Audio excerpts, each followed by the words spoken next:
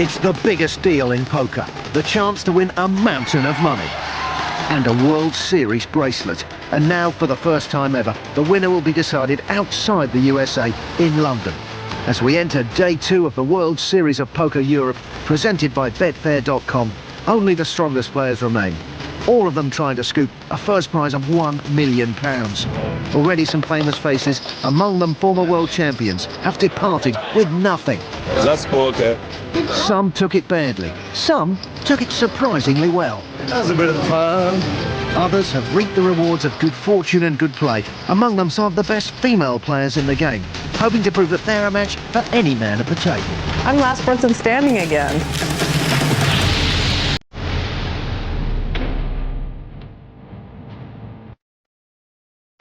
Poker was very much a man's world when I started, and it still is. In this World Series tournament, I've been really impressed by how many women there are. What people have tried to call me is the Duchess of Poker. And like, please. Yeah, you just have to. A lot of people know me because I play online. I have some decent results, so they know who I am. I'm not even sure if they look at me and think I'm a female. They treat me like one of the guys. Being a woman poker player was tough. You know, the men like to run you over, and now I think that's an advantage, because if you know how to play, then you want that. So I'm an action girl, so I like to enter a lot of pots. I like to have respect at the table. And I feel poker would be really boring if I was playing conservative. Well, we began with 362 runners seated in 3 separate casinos, but now all the action is at the Empire Leicester Square. We've got a couple of day 2s to whittle the field down even further, and there are plenty of famous faces hoping they'll be in at the kill. Stay with Felipe now, all right! Jani Lamsa of Finland leads at the moment, but there's one man they all want to beat, Phil Hellmuth. No models today, just M&M. Please stand up. Already the winner of 11 bracelets, he sits 3rd on the leaderboard as he chases the dozen. And as we can see, there are a few of those ladies very much in the hunt for that exclusive piece of jewellery. Now over to our feature table, where I'm joined by Robert Williamson III. Robert, Jennifer Harman's on this table. Does she have a shot? Absolutely. She's not only a great female poker player, she's a great poker player. She's come to the right place in that case, because Gus Hansen and Ram Vaswamy also at the table, and Gus has picked up a very un-Hansen-like hand. It's a good one, ace-queen suited. Nobody will put him on such a good hand, but look at this. His opponent right next to him's got ace-queen offsuit. I keep playing with famous people that I don't know. And Gould comes out betting. Pam Bronson getting out of the way. This is so painful. And action's around to Jennifer Harman. She looks down and finds Big Slick. She is way in front at the moment. Yeah, this is a great hand for her to make a re-raise here, especially with a player already flat calling the original bet. On the raise. And she does.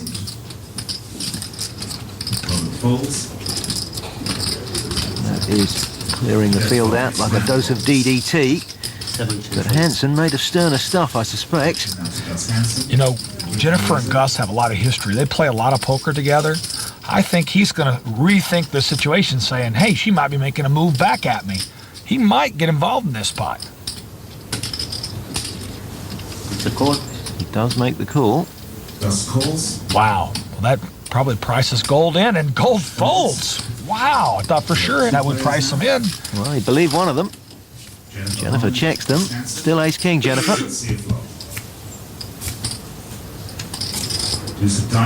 Oh, and the flop has hit Gus. Wow. These cards show no mercy. Checking. And of course, he's going to check to Jennifer Harman, let her hang herself. She makes the continuation. Wow. She's in a world of trouble here. Gus smiling behind his hand there. Into this. Why did I get myself into this? Why did I get myself into this? Can you tell me this, Ram? He's trying to decide, does she have aces or kings? Because if she does, I'm in big trouble, or even queens. But if she doesn't, The quickest exit ever. Well, I don't know if it's a premonition he's trying to guess or what. All right, I can't help myself. I'm thinking. I don't have much. Oh, if you don't have much, then I guess I have the best hand. Jennifer shows. Jennifer wouldn't have called that if she had more chips, but she figured she was in for a penny. Might as well be in for a pound. Wow. She needs to hit a king. Yeah, I don't think she realized exactly how tied up her hand was. It is a deuce of spades. Well, she needs a deuce to tie and a king to win. And the river. Oh my gosh! Quad deuces on the flop. Luck be a lady tonight. They both have the ace kicker. It's a split pot. With quad deuces. You have to have luck on your side for the main event because so many people are so good that it's a tough tournament, very tough. A lot of people think, oh, poker's fun and it's so easy and what an easy job, but I feel it's one of the toughest professions in the world because it takes so much mental concentration. When I have a straight blank face, it always looks like I'm pissed off. I can't say that I'm really that aggressive in real life, but I probably am. Talking of damsels in distress, Annie Duke has just asked Phil Hellmuth out for dinner. 25. You want to go to dinner for my birthday? Well, tomorrow's your birthday? Yeah. Okay. Yeah, sure. If there's a Nobu here, there's an Ivy here. Well, maybe we should do Nobu. Nobu. I think a reservation for 8 is safe. 8 people is safe. Annie, do you have that many friends? Oh, shut up.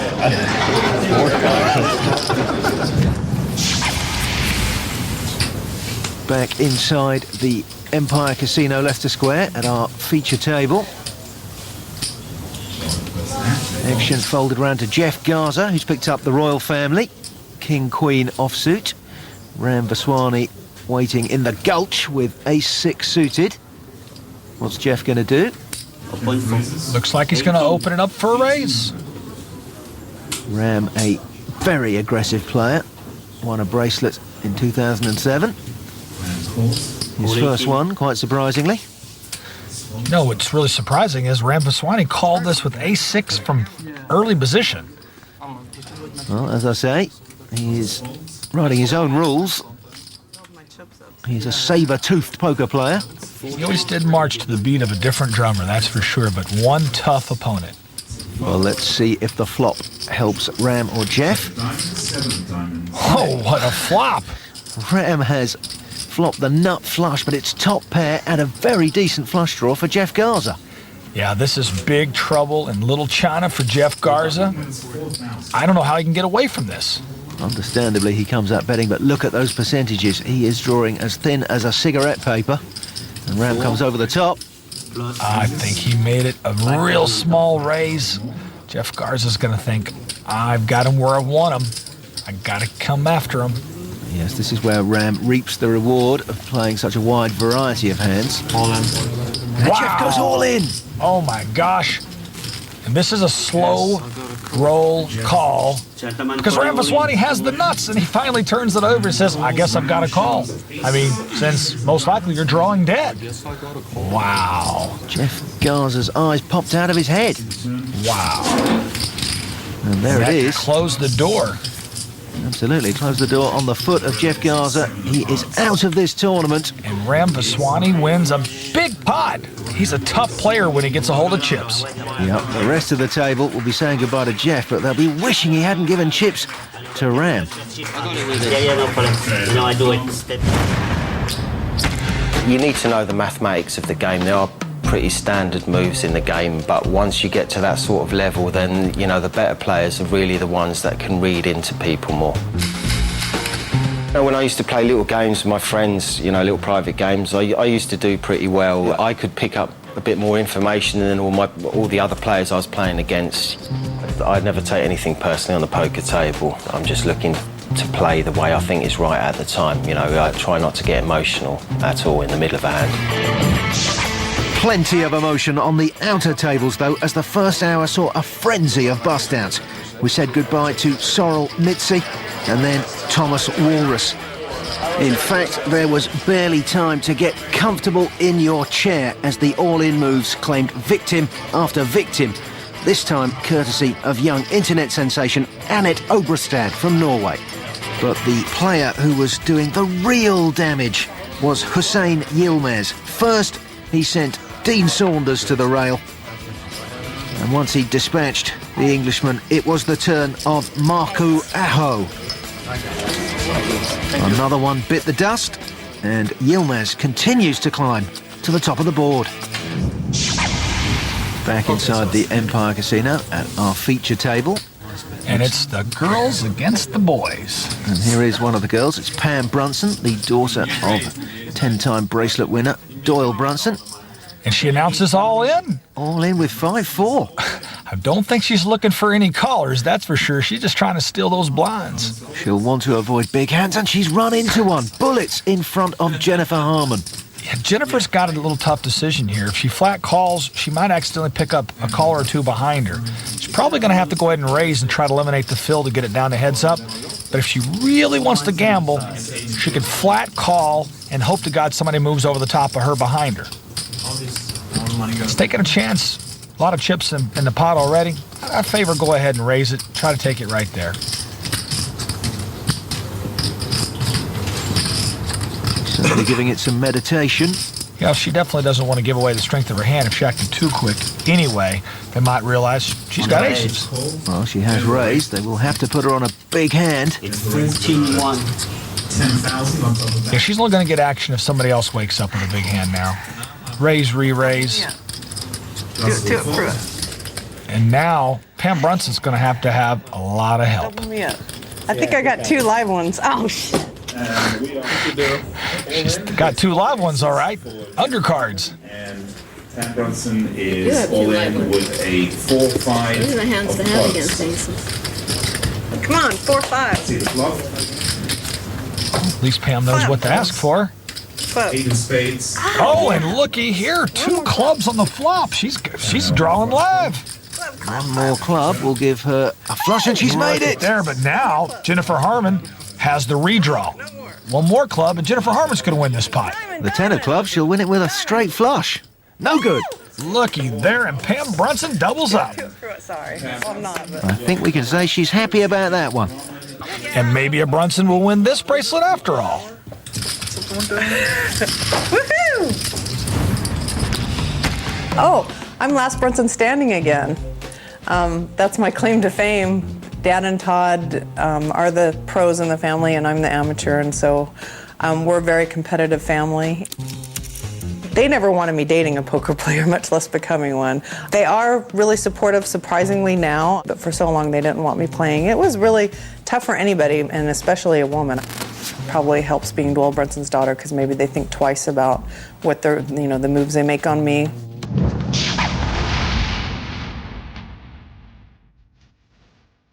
All right. Poker players in general love to gamble. They like to gamble on just about anything. There's no doubt I like to gamble. Before we look at the cards, you want to side bet who wins this hand? You'll see a lot of players at the table bet what color the flop's going to be. One flop, one set of cards came, I won 350,000. All right, I'll lay 20 to 1 on 3 aces. Anybody want to bet? 20 to 1. Heck, you might even see someone say, I bet the next card's going to be the Jack of Hearts. Let's see if I can do it.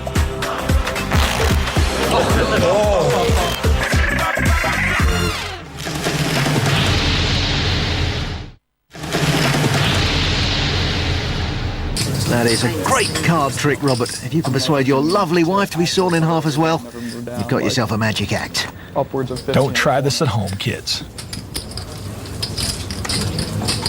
And if you keep waking up with kings and aces, one thing's going to happen. You're either going to end up with a lot of chips or no chips. That was a tough break for Jennifer Harmon on the last pot. 18. She opens it for a raise with 2 cowboys. And look what's behind her. She was unlucky a moment ago. Surely it can't happen twice, but she is going to get action. On all in on number 4. Giles all in. She's got him dominated right now. What's Gus Hansen got? He's got jacks! Oh my gosh! Wow! 3 massive hands. Jennifer's already putting chips in there. It's not her go yet. Now, this is a tough spot. Gus just about has to at least call. He might even raise this. He does raise. Gentleman went all in on 6. Gus is trying to isolate Giles, but what he doesn't know is that Jennifer Harmon has 2 kings. He's not going to be able to isolate. Most likely, Jennifer Harmon's could actually move all in right here. But it should be an easy fold for Gus if she does, and she does. Jennifer Harmon re-raises. Yeah, I was afraid I'm out. And he gets away with minimal amount of damage. Let's have a look at the cards. It's between you two. Giles sees the bad news. He is worse than 4 to 1. In all things considered, Gus Hansen fairly unscathed. Yeah, not every player can lay down jacks, but Gus did it instantly. Yeah, proving his mettle there. Got the information he wanted and got out of the way. Now, is there going to be a queen here to save Giles? Not so far. It's a good flop for Jennifer Harmon. And the turn is a 10 of spades. And Giles is going to need a queen, or he's going to be out of this tournament. And the dream is over for Giles, and Jennifer Harmon finally gets a big pair to stand up. Some more big cards clashing on one of the outer tables where Dave the Devilfish Elliott is all in for his tournament life with Ace-King against Pat Scanlon's Ace-Queen. And a queen first out puts him in trouble. They both stand up from the table, but only Elliott is in danger of walking. The turn is a blank. Devilfish needs a king or it's going to be sayonara. And sailing down the river is the king. What was it at last card and the can't redraw? What's going on? The best hand won. Wow. Nice to have a character like Dave still in this tournament. Okay, let's count this. My father says to me, he says, remember these 3 words, son, you'll never go broke. Stick them up. So that was pretty good advice. If I had to give people advice, I would say don't lend anybody any money. I lent a guy $5,000 for plastic surgery, now I can't find it. When I was a kid, my mother used to actually send me to the butcher's. This is true, this is not a lie. She used to send me to the butcher's for a sheep's head and say, tell him to leave the legs on. Good grief, his routine may be even worse than your magic act, Robert, but it's no laughing matter for Eric Seidel. His wired 10s have been outflopped by the king-queen of Panakidis, and there's no lifeboat coming to the rescue on the turn or the river. I'll be back next year. I like this tournament. I love the venues and I love this city, so I'll be back. Well, we are back at our feature table. Pam Brunson was hanging on by her pretty fingernails a while ago. Now she's picked up the kangaroos. Pocket kings, we're going to see a raise right here, I suspect. Especially with a short stack. She needs to double up here. Raise, give him a chance to lose some chips in this pot. 4,000. Then we'll raise it to 4,000. Action folding around the table. Gus Hansen peach down. Well, one of them's got an A on it. And so's the other. Oh. Red aces for the Dane. This could be big trouble for Pam Brunson. And the godfather of poker, Doyle Brunson's set to watch. He's going to have to put a dead horse in the bed of Gus Hansen to get him to fold this hand. Well, Gus pulling facial expressions like there is something dead under the table. The only thing dead right now is, oh, look at this. He's trying to play this hand very tricky. He flat calls Pam Brunson, trying to trap her. All trappers don't wear fur.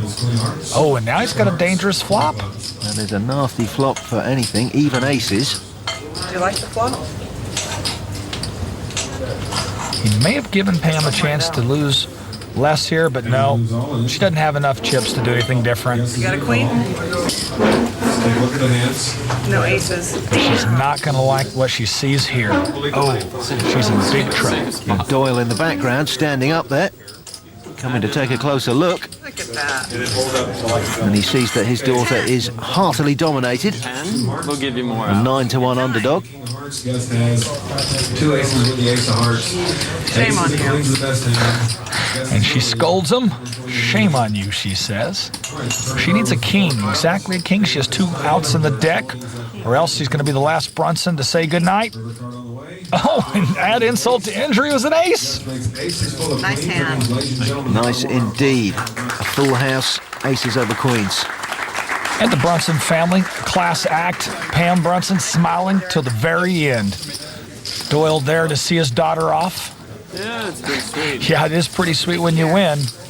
But unfortunately, that's the last of the Brunsons for this year's World Series of Poker Europe. On an outer table, Annette Oberstrand posing for a snapshot. Beth Shack certainly not smiling and saying cheese. Annette has put her all in. I knew you were on a draw. Okay. Annette will need to hit a 3 or a diamond to send Shack packing. Keep it clean. And there it is, the diamond. I knew she was on a draw. It's okay. You know? I made the right call. What? She sucks. Well, I made the right call. She raised me Jack 3. Look at those chips being pushed towards Annette Oberstrand. I don't think it's fair to say that she sucks, as Beth Shack's husband suggested.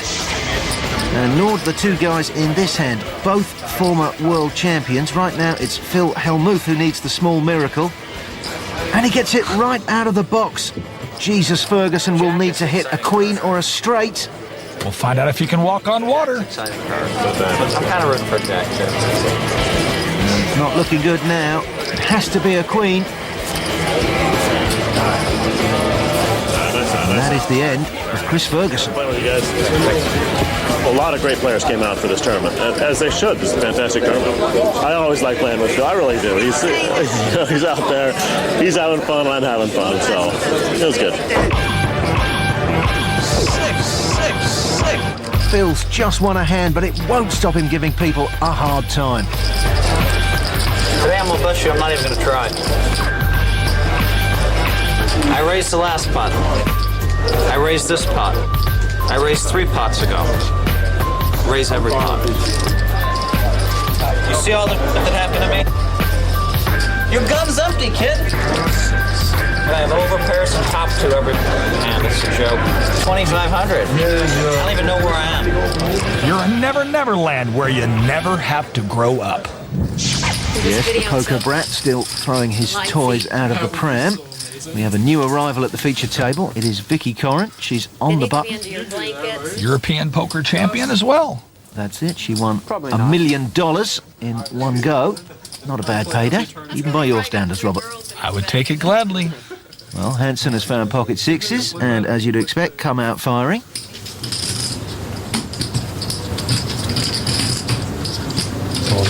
The short stack Gould decides ace-9 is good enough. He is all in.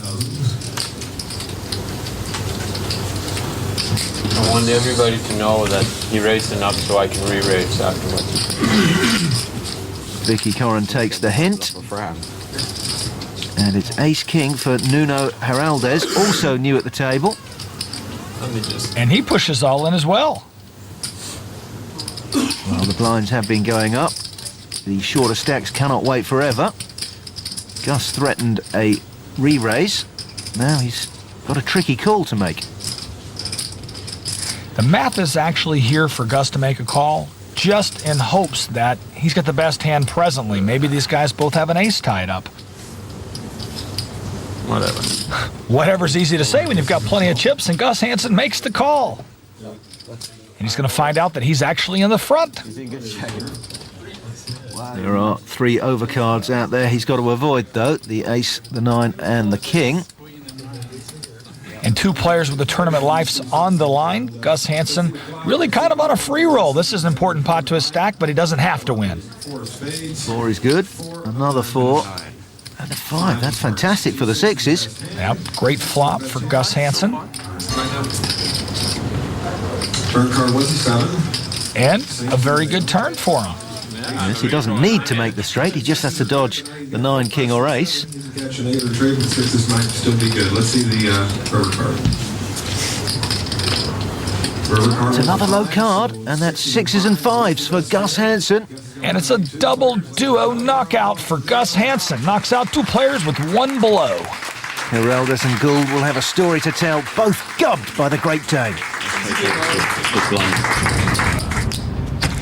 I have a different style, I think that's fair to say, than pretty much everybody else. And that's probably because I've always liked to do things my own way. In the beginning, when I started playing more poker, which was like 97, 98, I had some funky ideas, and I think it took people a little bit by surprise. I had some success, but I still had a lot of things to learn, and by the way, I still have a lot to learn. That's one thing about poker players. You never stop learning if you want to be a great poker player.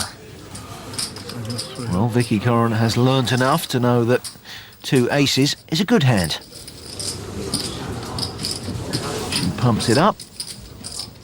And look at this. A re-raise from Pedersen. He's all in.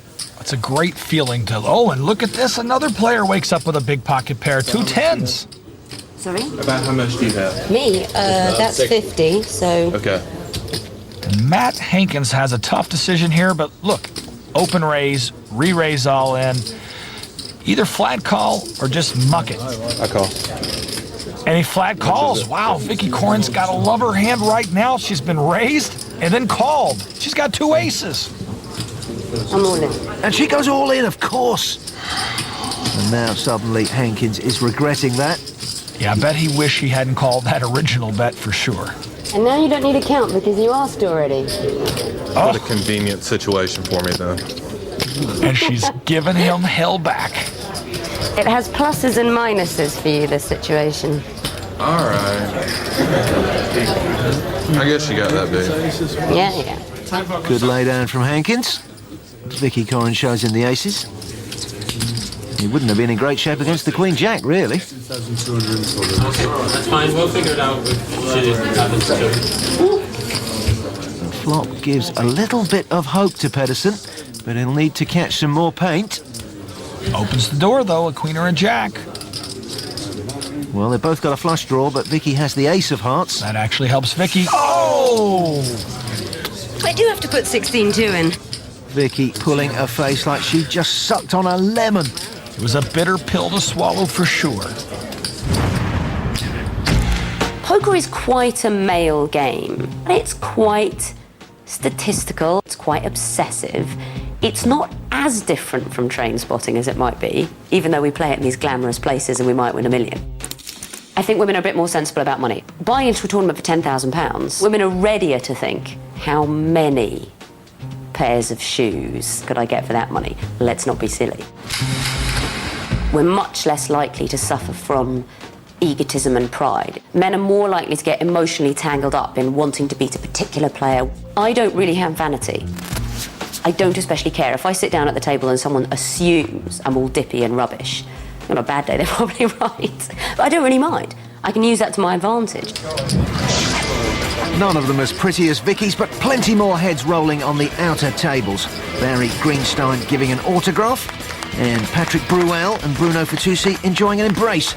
Very, very French. Shakan Fartnood and Paul Wassaka managing to leave without kissing anybody. But there's Bruno again, watch out. Oh, just a handshake this time. Phew. You knew I had a hand when I bet out 6,000, right? And talking of annoying lips, Phil Hellmuth is in lecturing mode. Today's pupil, Marco Traniello. But it is Phil who's been forced into a tricky position. He doesn't want to make this lay down, but Marco's put a big bet in. Everybody's bluffing you today. That's why I always... Show me bluff! And Marco does show the bluff. What a stinger for Phil. 6,000. No, he just plays bad. He knew he was beat. He called 6,000 with nothing. I was... Did this guy make a great play against me? Yeah, he is. He did too, yeah. Yeah, he went crazy too. What happened to him? He lasted 8 more minutes. Also making great strides is Steven von Zadelhoff. Tough-looking hombre, kisses his bicep. And that was the start of a roll which took him up to second place on the leaderboard, with Hussein Yilmaz on top and Annette Obrestad leading the female brigade.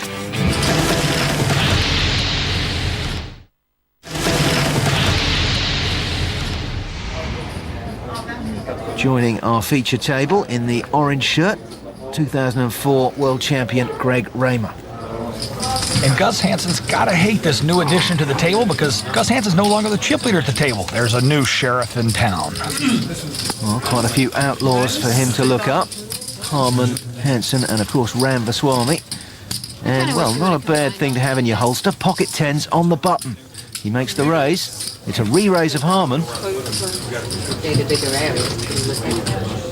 Oh, and looky here. Gus Hansen looks down and finds two ladies staring back at him. Just checking if he had his glasses on. They're supposed to scare you, Gus. Does it work? With the two chip leaders involved in this pot, this could make for fireworks. What do you got behind those two yellows there? I got nothing over here. Beautiful. You can see them all probably. Okay. And right now, Gus Hansen's trying to figure out, should I go ahead and raise and try to take this pot down right here, right now? Or should I just flat call? Well, he's taken the first option. He has re-raised. And it's a hefty one. Well, the only other danger was, if Raymer does wake up with a really big hand here, he's the only one at the table that can bust Gus Hansen. And Gus knows that, and that makes him just a little bit wary. It's decision time for Fossil Man. Takes off his glasses. He knows this isn't going to be a staring contest anymore. In fact, it's no sort of contest. He makes a good lay down. It's not fair that the cameraman gets to see your hand and we don't. You can ask. I'll always show you. Uh-oh, the devilfish is standing up. Could this be the swan song for one of poker's great entertainers? Okay, buddy, it's the chances don't be on now. Fish is all in. Long live the fish. Before you kiss me, baby, take a look at yourself. Everybody seems to like me. I mean, I go out and party and I get the tables at the best clubs in Vegas and everywhere. And, you know, I like to rock and roll and have fun, you know. I mean, it's not all about poker. Yeah, I had a tough life. Carried a gun with me, you know. Pretty tough games. I mean, it wasn't winning the money that was the hard, but it was getting out the games with it and getting on with it, you know. Now it's fantastic. I mean, it's like the James Bond life without the bullets. I travel around the world. I stay in the best hotels and beaches and, you know, and beautiful women. And I mean, it's a nice life. It's changed a lot. No shame in folding, bro. Elliot doesn't want a call here, really, with the tens. No, wait, think about it. I'm sorry, what? But he gets one, ace-king. Well, it's even money. It is even money. Oh, baby, I like that one. No, I like that one. Oh, he doesn't like that one. Get this on camera. That was a poisonous king for the devilfish. And Ashgar has a stranglehold on the hand. The fish will need a 10. I can't beat these lunatics. It's been like trying to pick matchsticks up with tricks, actually. There you go. That's poker, boys. That's no limit hold'em. Like I said, chop all the trees down so the monkeys can't get into town, and I've got a chance. Put me with good players, I got a chance. There was two that could beat it, as far as I was concerned. I'm pretty sure it wasn't Greg either. So you're saying you had two queens? Yeah. You're right. If I had aces or kings, I wasn't passing. That's what I'm saying. Yeah. And Gus Hansen taking credit for what he really had. Poker player telling the truth. Unbelievable, huh? Well, two queens was a little bit ahead of me. And look at this. Greg Raymer looks down and finds two tens again and opens for a raise. I wonder whether he'll have better fortune with them this time. Gets rid of Ram on the button. Gus Hansen has a king-9 of spades he's taking a look at. And look at this. He's representing a big hand again. Ooh, Raymer's going to start feeling like a stepchild if Gus keeps trying to bully him like this. Fossil Man makes the call. And I don't blame Greg Raymer. It's hard to believe that Gus Hansen woke up with two big hands right in a row. I don't blame him. I have to call and see some cards here. That is not perfect for the tens. Two overcards. Gus to act first. Yeah, but Gus has got to be a little afraid of that flop, too. He knows Raymer is somewhere in that range. He does. He checks to him. I can see why he'd check. Of course, Raymer now may have to check back to him. There's two overcards to his two tens. Or maybe Greg Raymer takes a stab at the pot to try to take it down right here, about 12, 13,000, about half the pot. Nope. He's going to let a turn card come off. Well, that gives Greg an up and down straight draw and pairs Hansen's 9. He's got a gut shot draw. He'd need one of Raymer's 10s. Gus checks again. Now Raymer can't let this go. He's got to bet. He's got an open and straight draw too. Bet enough to try to win the pot right here. 15,000. Good bet.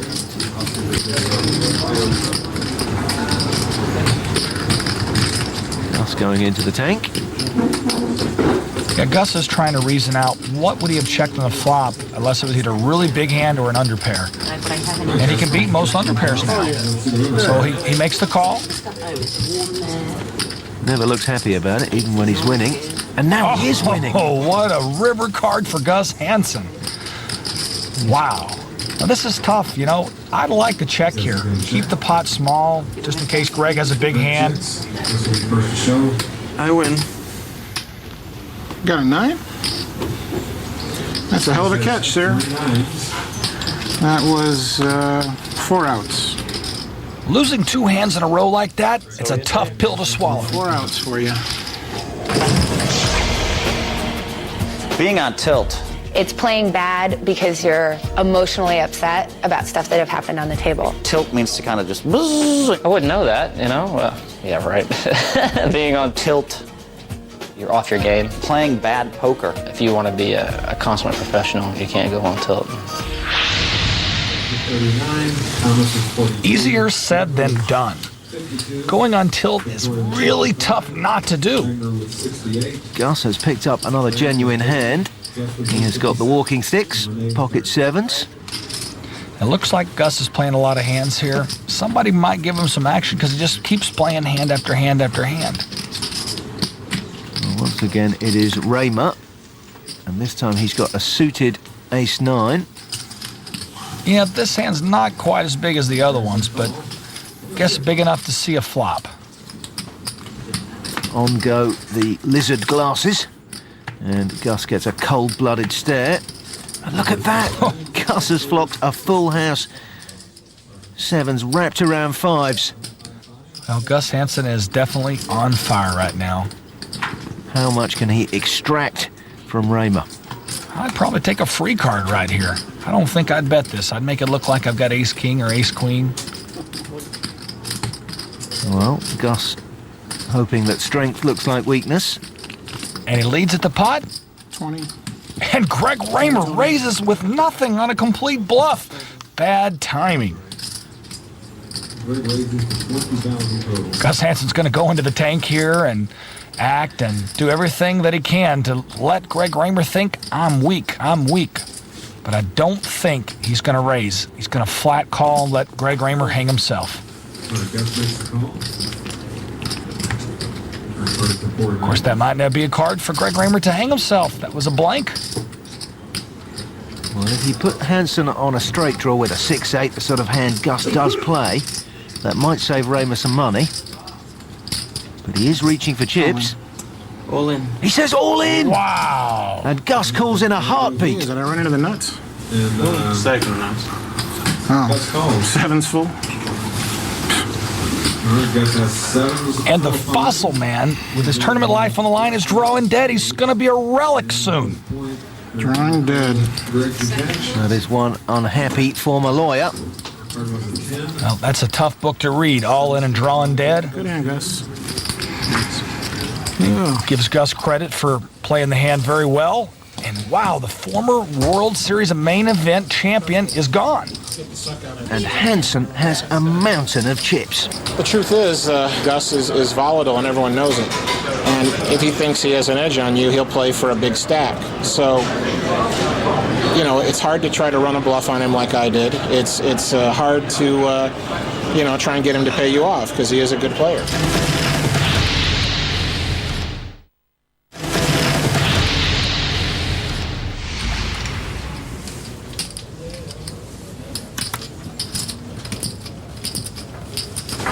Seen Queen 4 so many times today, I can't take it.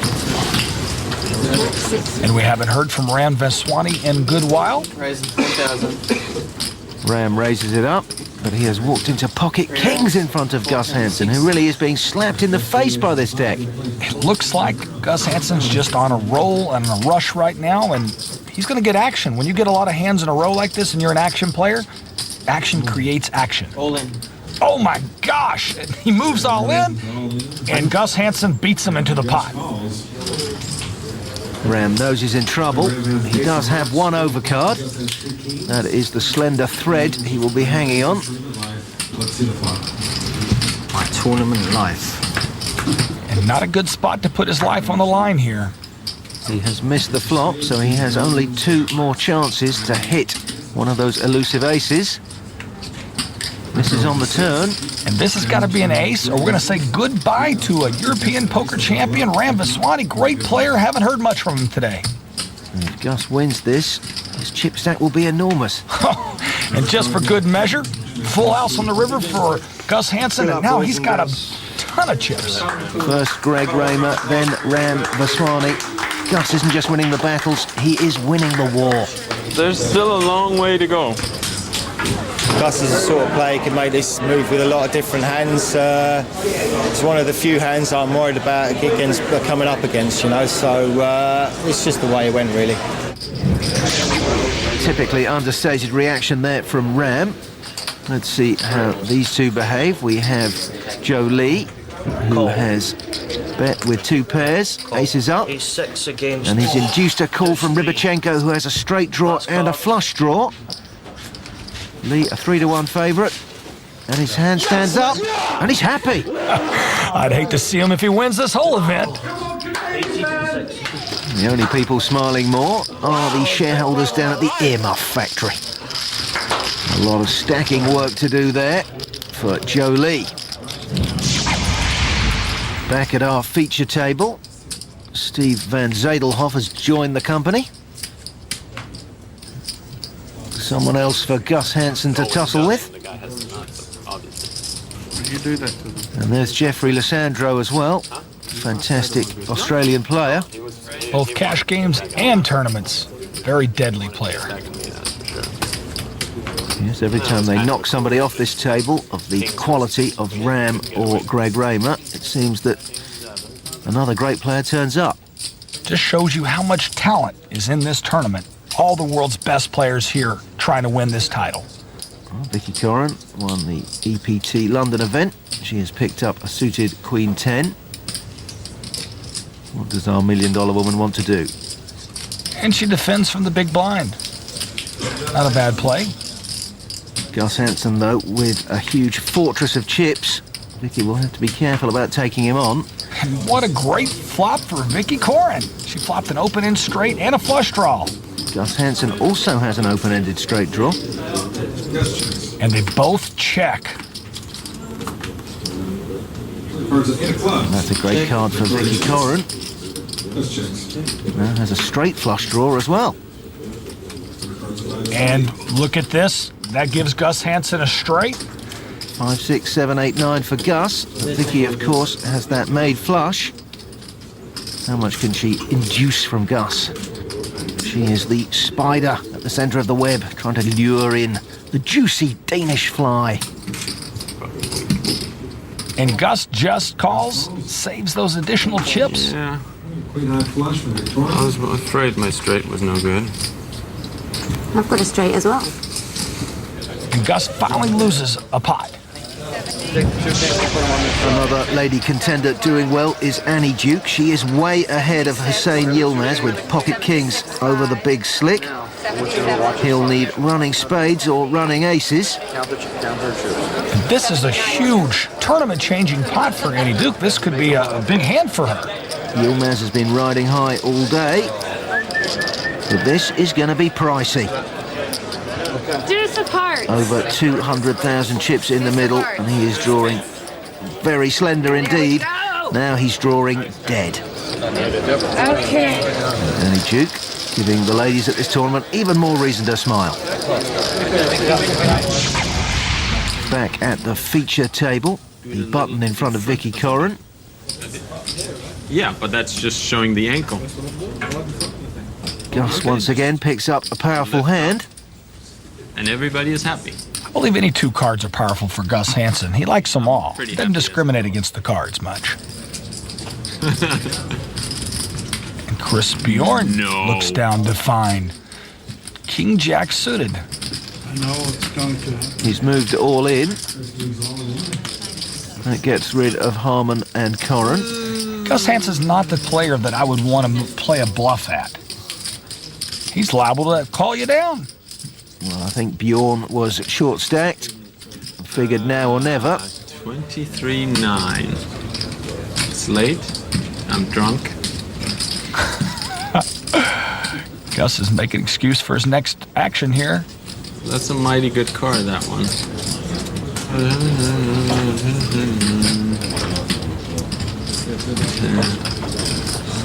Bjorn must fancy he's up against an ace now, so he'll know he's around 60-40. Yeah, definitely Chris Bjorn does not want to call against almost any hand here. Gus has thrown his chips in the middle. He's got so many to spare. And now Bjorn's tournament fate is in the hands of the gods. Will they shine on his king and jack? Well, backdoor flush opportunities. But not much else. He'll still need to hit paint cards. Now he's down to just a king or a jack, or we're going to see the Terminator, Gus Hansen, eliminate another foe. And there it is. Gus has been knocking them down like 9 pins all day long. And his chip stack swells again. And that has taken him to the top of the leaderboard by some margin. Annette Oberstrad and Annie Duke doing well for the ladies, but Phil Hellmuth has been downhill all the way. I'm tough to deal with because people fear my stack, and I play a lot of hands, and they don't know what I have. They don't want to mess with me, so I feel pretty confident. Coming up next time, the Europeans take on the best players from the other side of the ocean. All heavy hitters, all trying to win the World Series of Poker Europe, presented by Betfair.com. All right, Tony G's in the house.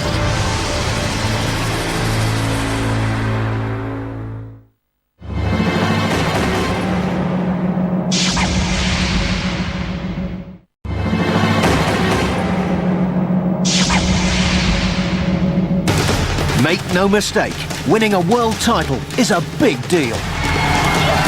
And now, for the first time ever, the best players on the planet are vying for a bracelet outside of the USA. They've come to London for the World Series of Poker Europe, presented by Betfair.com. Last time we saw famous names tumble out of the tournament. As day 2 took its toll, one man, the Great Dane Gus Hansen, dished out more misery than anyone, and he currently leads the field. There's still a long way to go. There has long been a relationship between poker and great writing, and 2 of the game's finest authors were at the tournament, Al Alvarez and Anthony Holden. Both have described the romance, the history, and the hard knocks so familiar to players of the game. All poker is a form of social Darwinism. The fit survive, the weak go broke. Since Vegas provides continuous action at the highest level and for the highest stakes, most of the fittest eventually find their way there and discover with startling rapidity whether or not they really are survivors. The difference between a gambler and a poker player is a crucially simple one. A gambler, be he one who bets on horses or sports events, on casino games or raindrops running down window panes, is someone who wagers unfavorable odds. A poker player, if he knows what he's doing, is someone who wagers favorable odds. The one is romantic, the other a realist. We started with over 350 players, but now on the second day 2, there are less than 160 inside the Empire Casino. But that number includes some of the most colourful competitors on the circuit. All right, Tony G's in the house. As well as the cream of European talent, ready to take on the Americans, former world champions among them.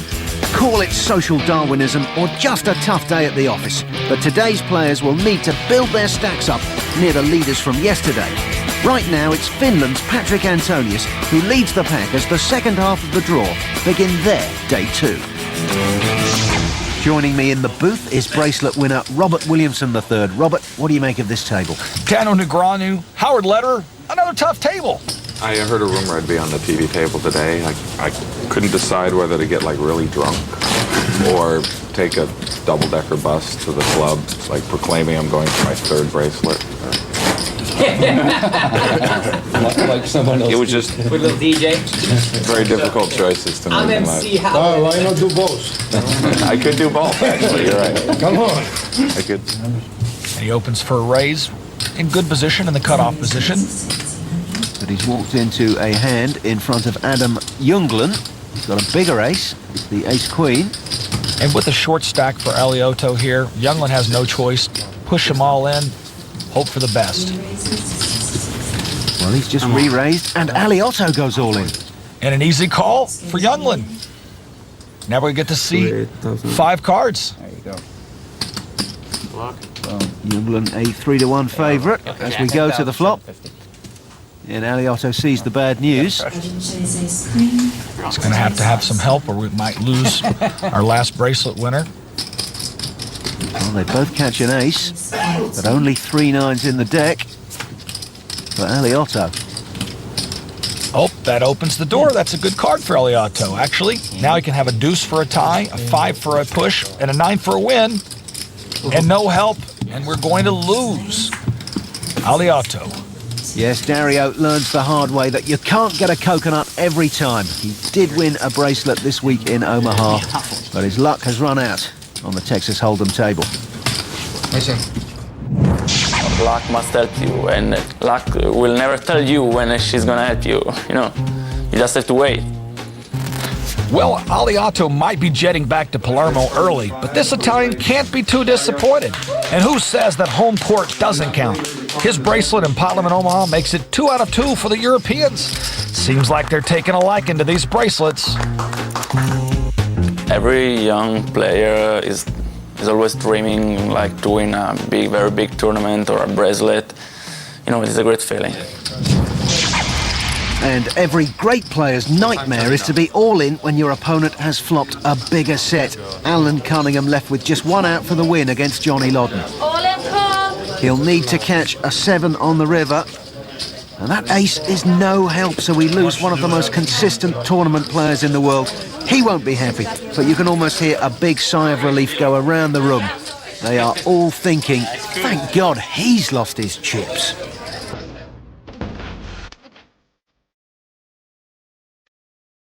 All right. Next to your cards, your chips are your best friends at the poker table. A lot of poker players like to riffle their chips. But just because you see a good chip riffler doesn't mean you see a great poker player, but it does help pass the time. The other thing poker players like to do with their chips is stack them. They like to build mountains, castles, any kind of thing they can build with them.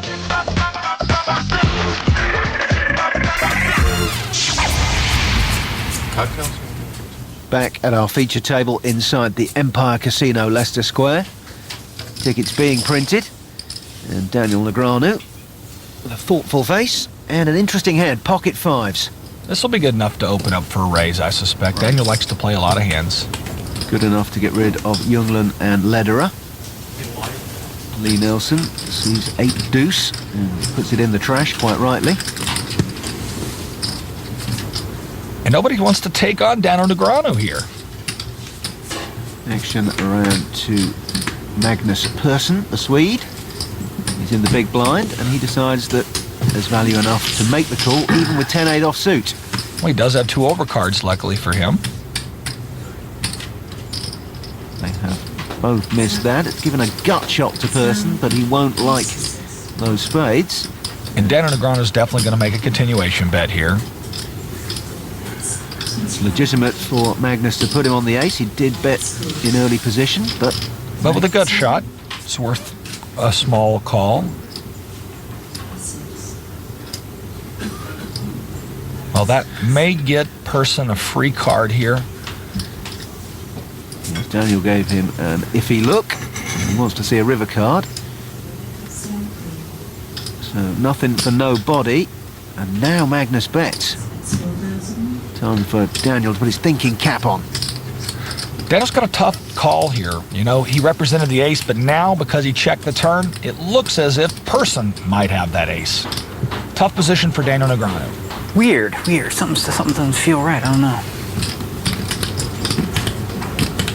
Magnus trying to look as relaxed as possible, like he's definitely winning this hand. Daniel Negreanu does know that the story doesn't make sense. Rule that out. I'm so suspicious, to tell you the truth. And if Daniel is suspicious, that means he's definitely considering a call here. Wouldn't be surprised at all, one of the great readers in poker, if he made this call. And he does. Correctly so. Yeah, same idea. It was an all or nothing call. All right, thank you. Good one. Thank you. Daniel Negreanu knew he was either up against a monster or a complete bluff. So suspicious for some reason.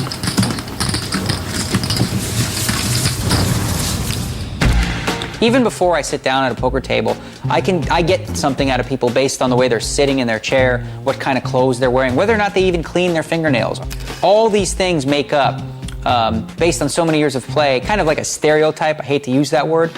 And once I have this, I mean, I trust it because I know that it's deep-seated. It comes from my subconscious mind. And there are certain times when I'm just so sure that I'm right. You know, when you're really in the zone and you really feel it, you just have people pegged. And when you feel like that, it feels like it's impossible to ever get knocked out of a tournament. Another highly confident player is England's Roland de Wolf. He has moved all in with a flush draw, and he's been called after a lengthy delay by Julian Bertazon with top set. Julian a 3-1 favourite, and Roland is clearly not happy. Spade. Such bad behaviour. He thinks he got a bit of a rub down there, that Bertazon was teasing him by taking so long to call. And no spade on the river. That leaves Roland fuming. Okay, Roland. That's really bad what you did. You should be ashamed. That's really bad. Really bad. You know what you did? No, he doesn't. He is so ashamed. If he could hide his face any more under that hoodie, he would. You wait like 10 minutes with the nuts. Second nut. It's not funny. It's just you look like a complete prick. It's like so ridiculous. He just like behaved really badly. And the other people on the table were like more upset than I was. That happens. The nuts, other than guys like Mike Madison and I being nuts, the nuts means the best possible hand. And then you can also call hands as like the second nuts, the third nuts, the fourth nuts, on down. So it's really bad when someone says, I have the nuts. It's bad for you. So when you get all your money in, you want to turn over your hand and say, got the nuts, mate. The nuts.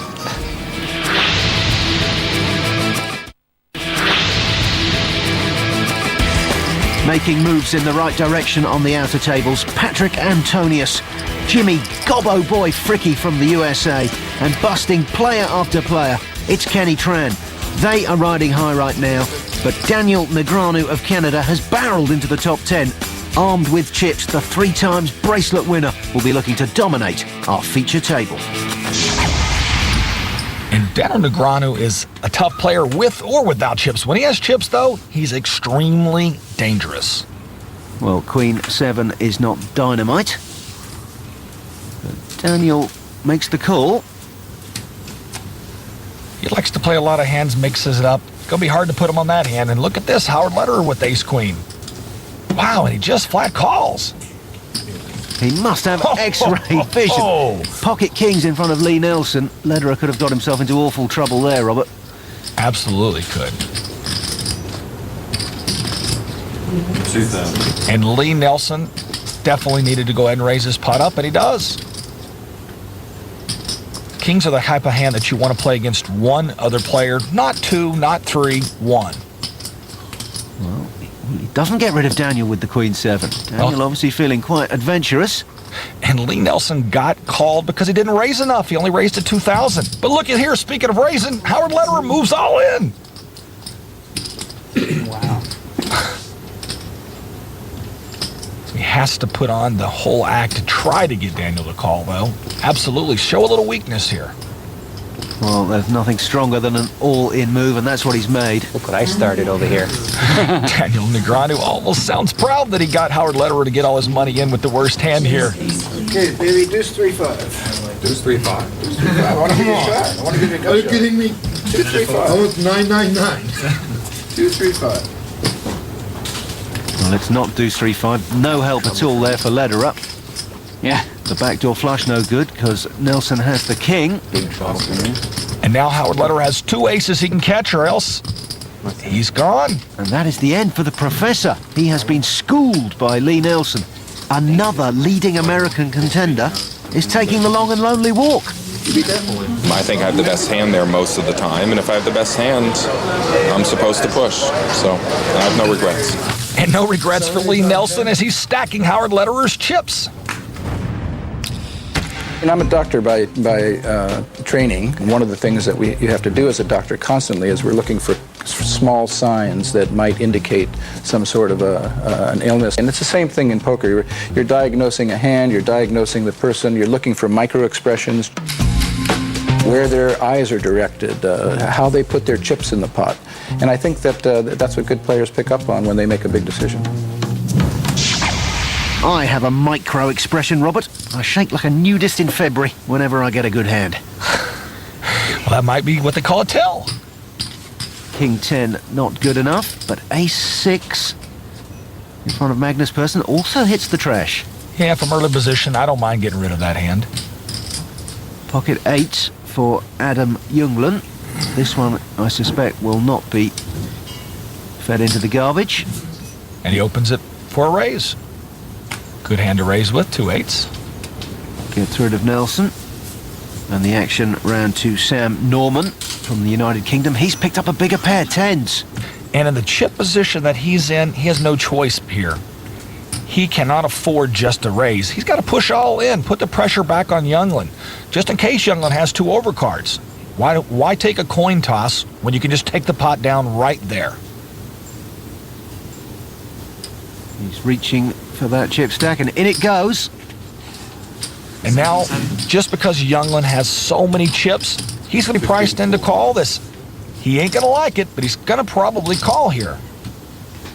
Scratches the back of his head, riffles his chips. Gets that implacable stare from Norman and makes the call. And that's just too big of a laydown with 2 8s. But he's not going to like what he sees here. Oh! Oh, gosh! His second card is an 8. So now Norman, a huge underdog. And not only that, he needs a 10 to survive or his tournament is over. Yeah, the 10 hooks. Oh, gosh! He makes a full house on the river to defeat Youngland's full house. Well, the best hand won, Robert. I guess there is some justice in poker. And what an exhilarating feeling when you suck out on somebody after they've already sucked out on you. Doesn't get any better than that. CPR. One of the main things about being able to play a tournament like this is you get to go and test yourself against these players. I mean, my boss was really understanding. I said to him, basically, I need Monday or Tuesday off work. Potentially then I might need Wednesday, Thursday, Friday. If you don't see him all week, you might not see me again. We won't be seeing Mark Mr. Cool Goodwin again, and he's joined on the unemployment line by Mimi Tran. Justin Bonomo is also out, as is Jeff Kimber. Joining them, Jay Renahan and Ben Roberts, also taking the walk. Meanwhile, total beginner Martin Johnson is all in for his tournament life. He's got a flush draw and a pair, but he is behind to Johnny Lodden's 2 pair. Hey, go on your box, As usual, Martin not entirely sure what's going on. He needs an 8, an ace, a queen or a club to take this one. He's got 1 card to hit it. And here comes that river card. And he's done it! His opponent can't believe it. And as for Martin, well, as usual, he just can't understand it. I've been wasting my time trying to get good at poker, Robert. I'd be better off not having a clue. Craziest thing I've seen done or said at a poker table. There was one guy that took a bad beat and his opponent made fun of him as he was walking away. So the guy turned around and just punched him in the face. I looked down at 2 aces of spades. One of the craziest things I've seen is a woman light her hair on fire. When someone points it out, she taps it down and goes on playing. What's the craziest thing I've seen? I haven't seen that much. I'm still young. I mean, I've heard all the stories of people peeing on the dealer's leg. There's a lady in Las Vegas who put 2 sponsors' logos on her nipples and then pulled her top down for the camera. I was surprised by that. I have a tattoo of Betfair.com, Robert, but I'm not telling you where. I don't think I want to see either. Okay, well, that is something that any poker player wants to see. Pocket kings for young Magnus Persson. Unsurprisingly, reaching for chips. And he opens the pot for a raise. Suited connectors for Youngland. Action now on to Jerry Kane of Scotland, who has picked up the monster, pocket aces. Well, very situational when you have kings. Sometimes person wakes up with aces, you can't get away from kings. It's tough. They are hard to lay down, but this will be Godzilla against Mothra. If the chips go in the middle. And the aces re-raise it, just like he's supposed to. I wouldn't be surprised at all if we saw a person push all in right here with 2 kings. And I'm of the school of thought that if you run into aces versus kings, sometimes situationally, you're just going to lose the hand. You can't help it. And Persson makes a hefty re-raise. That gets rid of Youngland. And we're back round to Jerry Kane with the aces. This should be a green light to move all in. And the only reason why you're seeing hesitation by Kane is he's trying to make sure that he gets the call for his last few chips when he re-raises Persson. Yes, the full Hollywood there. He's checked, they are aces. He moves all in, and Persson, of course, is committed, has to call, but he will be fearing the worst right now. And it'll be just as he suspects. He won't like to see what he sees next. He's hoping to see ace-king or queens, but of course, the bullets. There was an inevitability about this, and this is now a massive pot. 80,000 chips plus in the middle. Whoever wins this. Well, the good news for Persson is he can lose this pot and still be in the tournament. Kane has to win this. Oh my gosh! And the bullets have been shot. He will now need to hit an ace. No good on the turn. 2 aces in the deck, or Kane's going to hit the rail. And golly, get your money in so good. Just not meant to be. Kane did everything right there, but the cards just wouldn't help out. And yes, there is luck in poker. I have no choice. No. No choice. No, I guess not. I don't have too much choice either. No, I know. Persson looking slightly embarrassed, but happy to be stacking those chips. To be honest, I've had aces 4 times in the tournament now. They've held up every time. They don't hold up all the time, and it's poker. You know, I actually felt it. I didn't feel too confident. I felt I wasn't overly disappointed. I've had a good run. Michael Greco is smiling. That's good. His opponent isn't. That's good too. But Greco's standing up. That's bad. The actor and the poker pro is all in. He's got pocket tens. His opponent is holding ace-jack, and first up is a jack. Michael now drawing to a 10. A 4 on the turn. And a 5 on the river send him reeling. The thespian leaves the stage, and I wonder what his plan is now.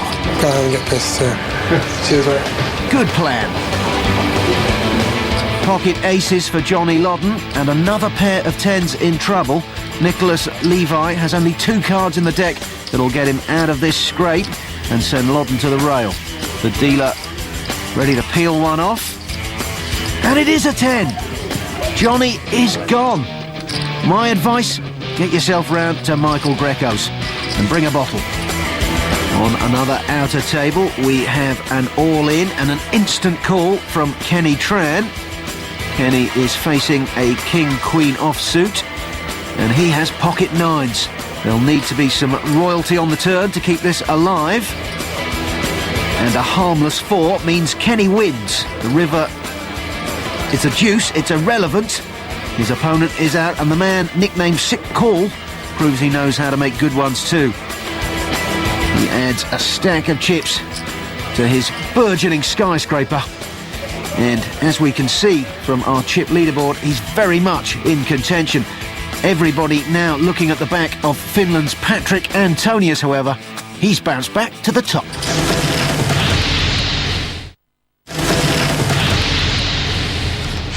Some big chip stacks have joined our rearranged feature table, and no player with a better reputation than the Orient Express, two-time world champion Johnny Chan.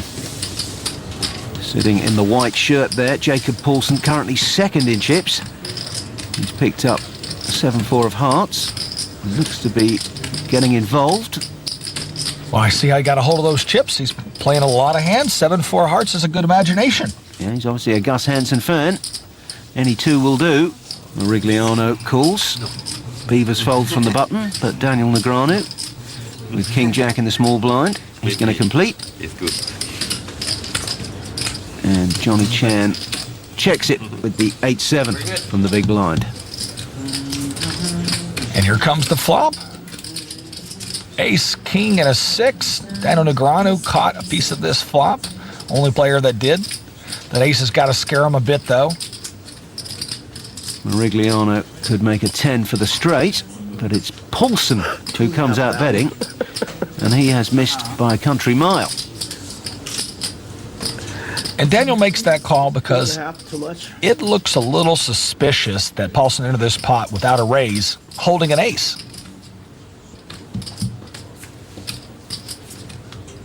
The turn card helps neither player.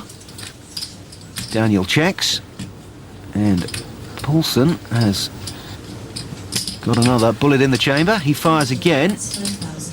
And now Daniel's got to be suspicious. Maybe Paulsen has a weak ace. Just maybe. Daniel has been around the block. No help for Paulsen with that river card. And a tough spot for Paulsen. You don't want to bluff into Daniel Negreanu 3 times in a row, do you? Fire, fire, fire, huh? I just don't believe you at all. I'm kind of paying you off like a slot machine right here. I don't think you have anything. And you're right. He doesn't. Maybe ace-6, but no.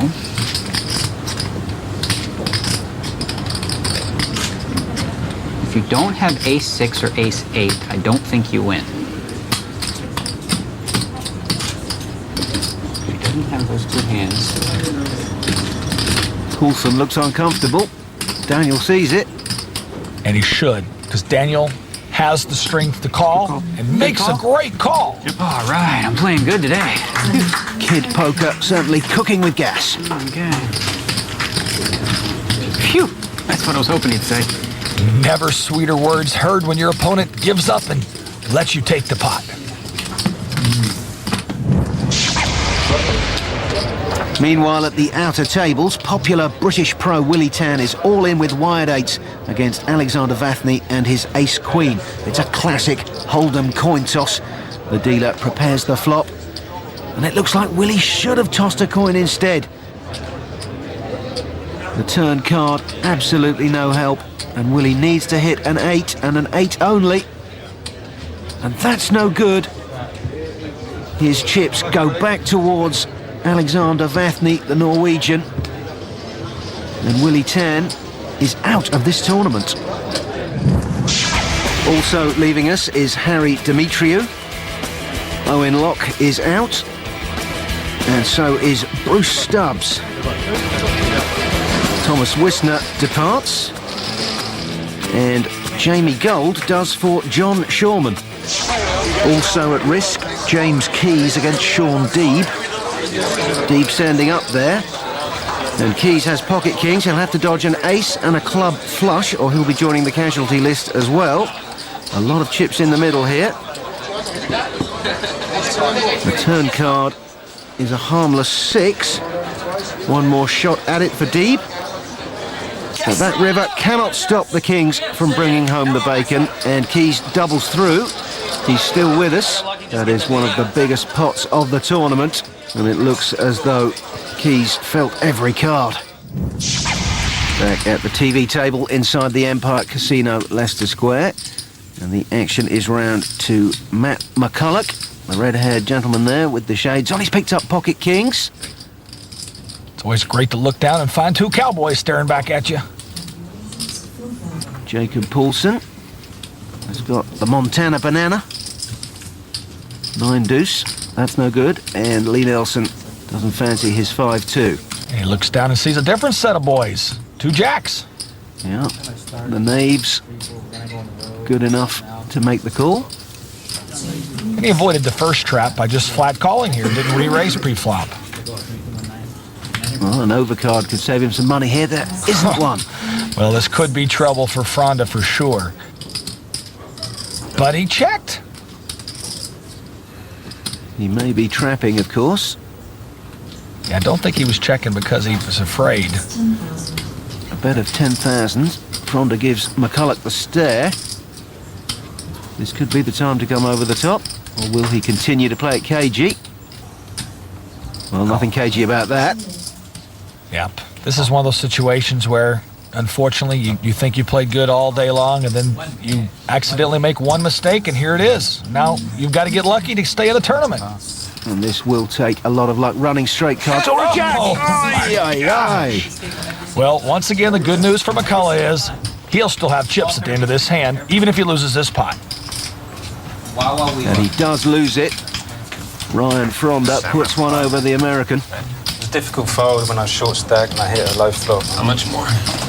He explains the rationale behind his decision, but I don't think anyone's going to blame him for that. You think Phil Hellmuth was at this table for a minute? Joe Beaver's giving some advice. Told you I was a lucky man. Not good. I'm lucky. You got the mob with you. Don't forget, it's the mob.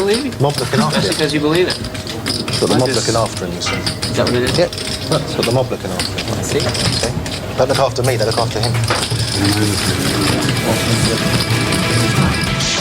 One Hendon mobster who needs looking after is Barney Boatman. He's all in with 10s against the aces of Jeff Buffenbarger. Have you got a picky pair, have you? Yeah, I thought you had a big pair.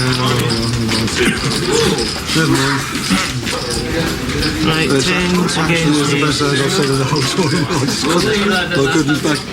I couldn't back off it. The flop brings 2 hearts, but Barney can't make a backdoor flush because Buffenbarger has the red aces. He'll need to catch a 10. Now he's only got 1 card to do it. A 5 is no good, and it's Barney who is knocked for 6. He's out. And to be honest, on the first day it was a miracle that I got through. I had about 4 hands where I should have gone broke. By the time we get to this stage, really, if we're not getting any cards at all, it starts to hurt. You know. Talking about starting to hurt, Dominic Kay seems to be in real pain.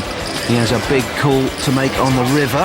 His opponent, John Tabatabai, is pushed to a board showing queens and a possible straight. Dominic's got plenty of chips to play with.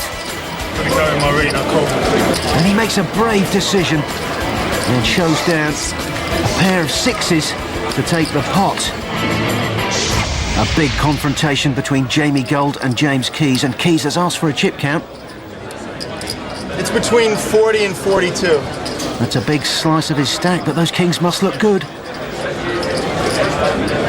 How about this? You do it or I do it? You check, I promise. We'll let it be binding, so you get me either way. Promise? Yes. Can you really do that? Of course. Actions to him, you cannot do anything. All right, sorry. You cannot say what you're going to do. Okay. What if he says it? No. Action is to you. We're going to kill it. Actions to you. We created a rule just for you. I apologize. You're not talking about your hand, but you're talking about the action that you could be doing or could not be doing. These are the same tactics we saw Jamie use when he won the World Series of Poker main event in 2006. And now they're putting the cuffs on him. And it works. He gets the call. Oh, wow. All right. Woo, that was close, huh? It's not over yet. Thank you, Kenny. Thank you for your support. You're welcome. I shouldn't be happy. You could have had 2 pairs. You could have had anything. I'm feeling good about it. What's the worst that I could have seen? Not that. Close your eyes, Jimmy. You don't want to see this.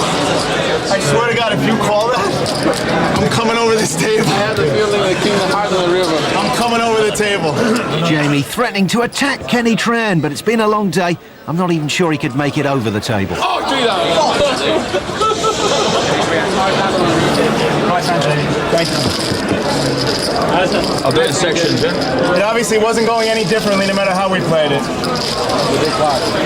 It was a big pot, and it brings Jamie Gold back into contention. But it's the Scandinavians who dominate our leaderboard.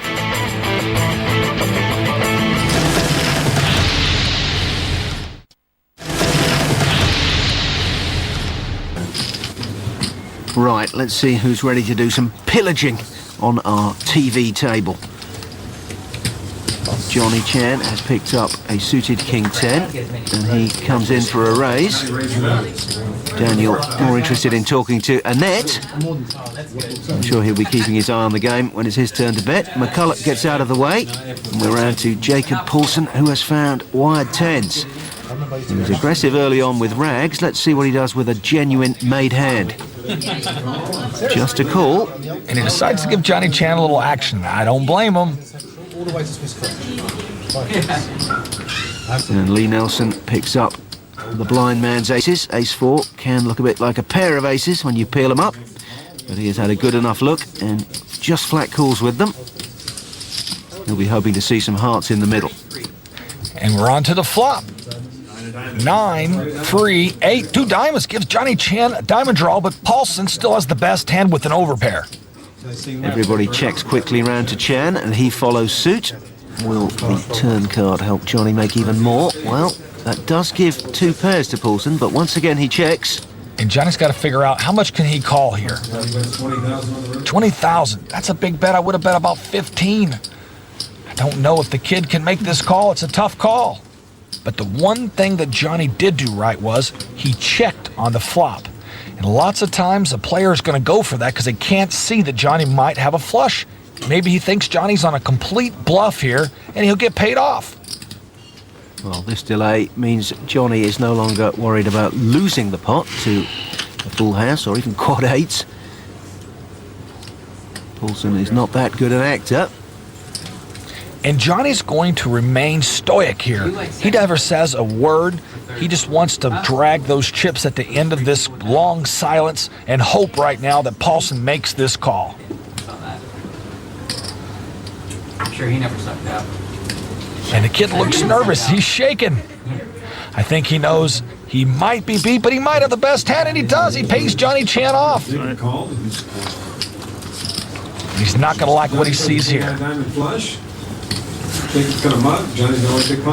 Well played by Johnny Chan. And Jacob Paulson finding out that lessons from the pros aren't cheap, especially if they are a double world champion. When I sit down at the table, I always try to handicap myself, see how everybody's play, and then when it's my turn to play, I know exactly what to do.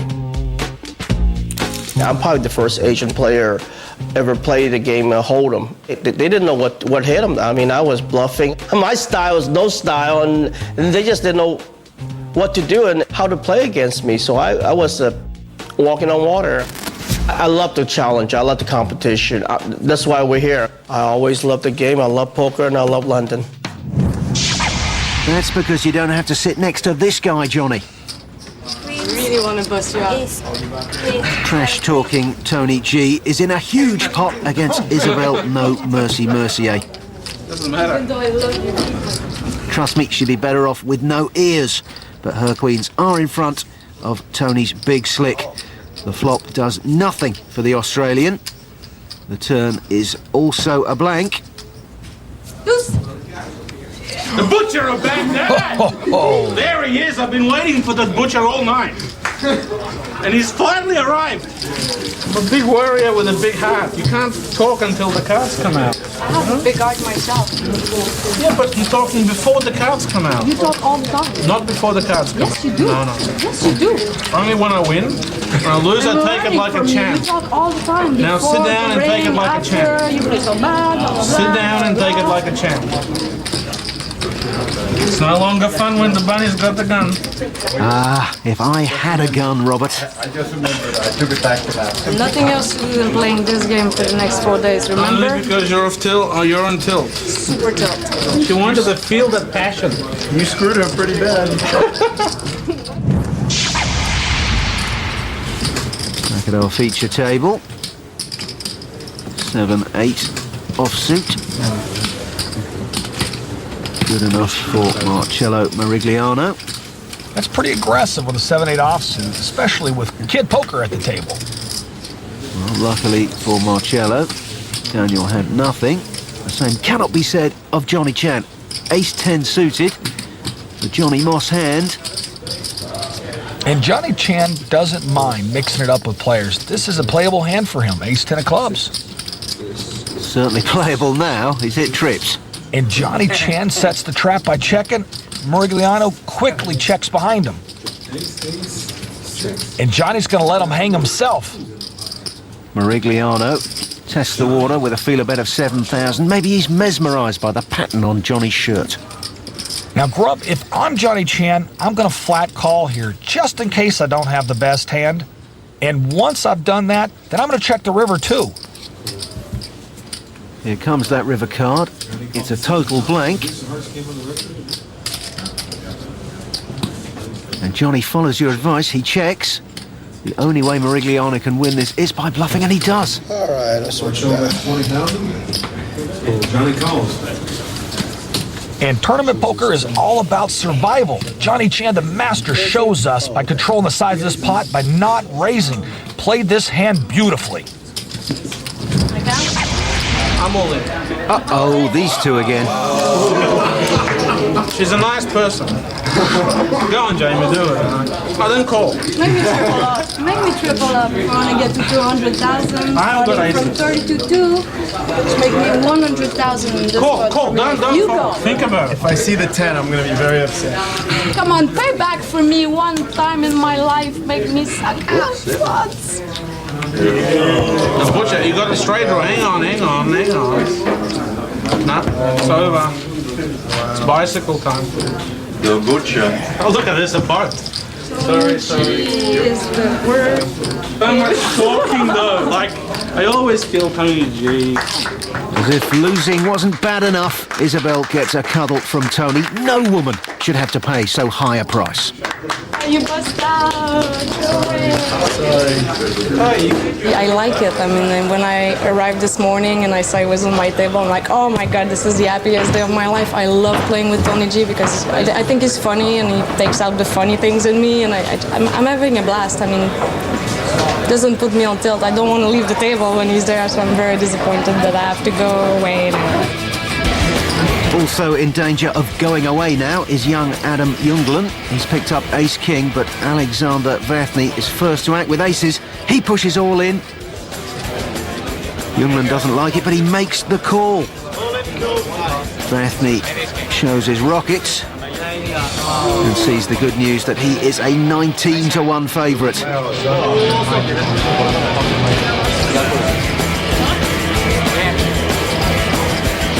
The flop is all low, and now only running kings or running threes will keep Junglen in the show. There's one of them.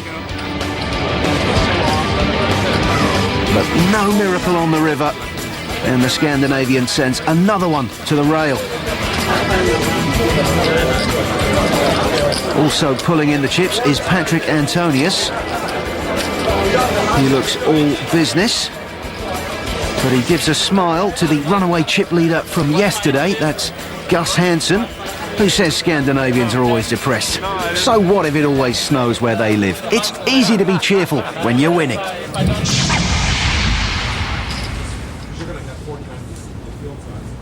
Marigliano gets out of the way, as does Fronda. And Daniel looks down at Queen 10 offsuit. The Varconi. Indeed, yes, reaching for chips. And that gets rid of Chan. With a hand like this, he just wants to win these blinds. He doesn't want any competitors. Looks as though McCulloch is interested. He's got a suited ace-8. He's defending his button. Paulson folds from the small blind. And Lee Nelson giving an eagle-eyed look at a not particularly handsome Jack-7 offsuit. Gus, an interested observer. And it looks as though Lee is making a raise. Anytime there's a tournament leader, they're welcome here. Are you the tournament leader? I can't believe it. Gus is the tournament leader. Let's give a hand to Gus Hansen, ladies and gentlemen. And the Great Danes keeping track of today's chip leaders. Getting ready for tomorrow, Lee Nelson executed the squeeze play just now against Daniel Negreanu. McCulloch is still in the hand with his ace-8. Who would know? And he still wants to defend that button position. Wow, that's a pretty loose call by McCulloch there. 3 deuce and an 8 top pair for McCulloch. It has come up roses for him. He's all in. What a bluff this is. And now, can McCulloch call with just top pair? I don't think that Lee Nelson's going to get away with this bluff. McCulloch's got to call with top pair. He has got the ace kicker. This is the squeeze play gone wrong. Well, we are near the end of day 2. Maybe McCulloch wants to survive. He does. I thought this was the one time the squeeze play didn't work, and it worked even better because he got more chips from him. Great play by Lee Nelson. Wow, what a brave move. That brings day 2 to an end, and Patrick Antonius has won so much he needs assistance working out how far he is in front. I'm just helping my buddy counting his chips. He picked the right man for the job. Gus Hansen is the only player in front of him.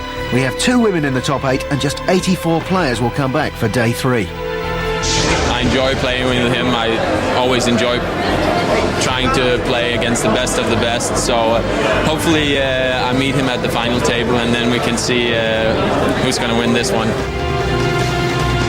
Join us again to see who does make progress towards that final table, as our field of grinders, world champions, Cinderella stories and battle-hardened pros chase a first prize of £1 million at the World Series of Poker Europe, presented by Betfair.com.